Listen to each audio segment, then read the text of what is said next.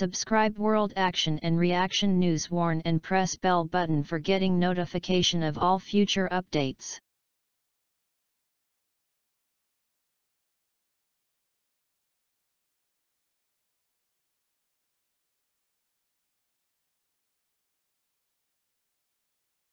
The March 10 deal was hailed by Indian Prime Minister Narendra Modi as a golden step and the visiting French President Emmanuel Macron as a milestone to prevent the Pacific and Indian Oceans from becoming zones for hegemonic power. It paves the way for Indian armed forces to use France's defense installations in Djibouti, Abu Dhabi, and Reunion Island, all pivotal locations in the western Indian Ocean. After years of Indian policy restraint allowed China to steal a march and establish a strong maritime presence in what New Delhi sees as India's strategic zone, Modi is bolstering the country's claims in a vast watery expanse where 80% of the world's oil flows via coveted sea lanes and choke points. But with access to prime ports lost to Beijing, and a much smaller defense budget than China, New Delhi must rely heavily on partnerships to try to make up the difference. Just weeks before securing access for his warships to France's possessions, Modi gained entry to the port of Duqm through a military agreement with Oman in February that will allow Indian military vessels to dock for maintenance.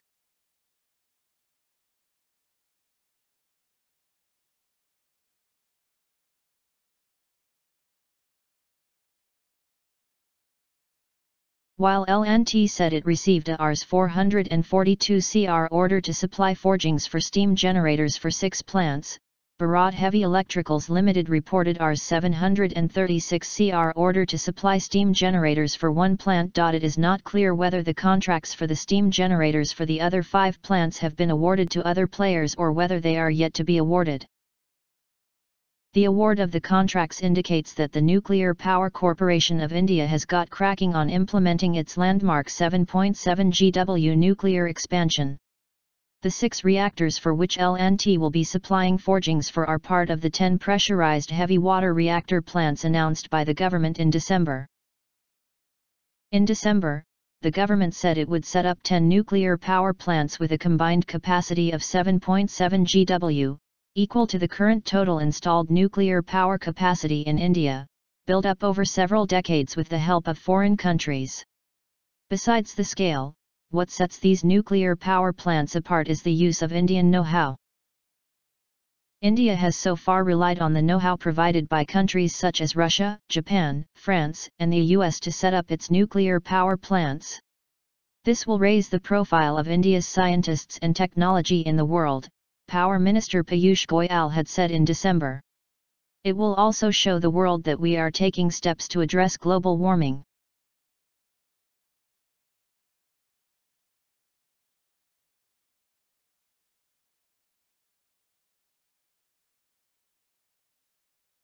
Speaking at the International Conference on Military Ammunition, Make in India Opportunities and Challenges, the Defence Minister said, "I encourage the private sector to come in the defence sector because of the agility they have shown.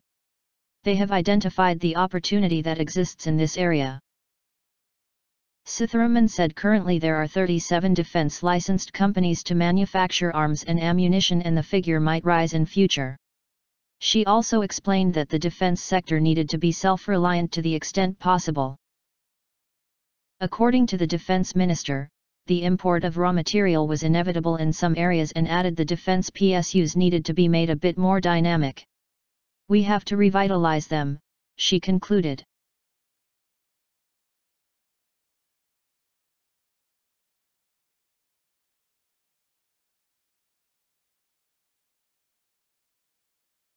French President Emmanuel Macron and Indian Prime Minister Narendra Modi urged Électricité de France SA and India's monopoly atomic energy producer, Nuclear Power Corp, to accelerate discussions on a contract and start work at the site in Jadapur, in Maharashtra state, by December. Once installed, the Jadapur project will be the largest nuclear power plant in the world, with a total capacity of 9.6 gigawatts, according to a joint statement issued Saturday by the governments during Macron's visit to India. In the statement, the two leaders welcomed the understanding shared by the two parties on the enforcement of India's rules and regulations on civil liability for nuclear damages applicable to the Jadapur project. French state-run reactor maker Areva SA signed an initial agreement in 2009 with nuclear power for the Jadapur project following a civil nuclear cooperation accord between the governments. After Areva's restructuring, EDF in 2016 signed an initial pact with the Indian atomic energy producer to supply 6 reactors at Jadapur, a small town on India's western coast known for its mango and coconut orchards.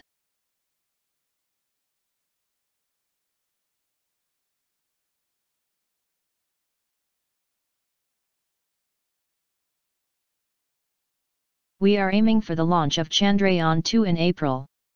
In case we are unable to do so, then we will try for a launch by October, Indian Space Research Organisation Chairman K Sivan told reporters here. The Chandrayaan-2 satellite would comprise an orbiter, lander and 6-wheeled rover which would move around the landing site, and instruments on it would send back data that would be useful in analyzing the lunar soil. After reaching the lunar orbit, the lander housing the rover will separate from the orbiter. After a controlled descent, the lander will soft land on the lunar surface at a specified site and deploy the rover. Sivan said scientists were also gearing up for the launch of communication satellite GS-86 on board GSLV F-08, scheduled later this month. Our immediate plan is a GSLV flight. We are planning to launch it by the end of this month. After that we plan to launch navigation satellite IRNS-1I, he said. Thanks for watching. I hope you like this news. Please share your views in comment box. Please like and share this video.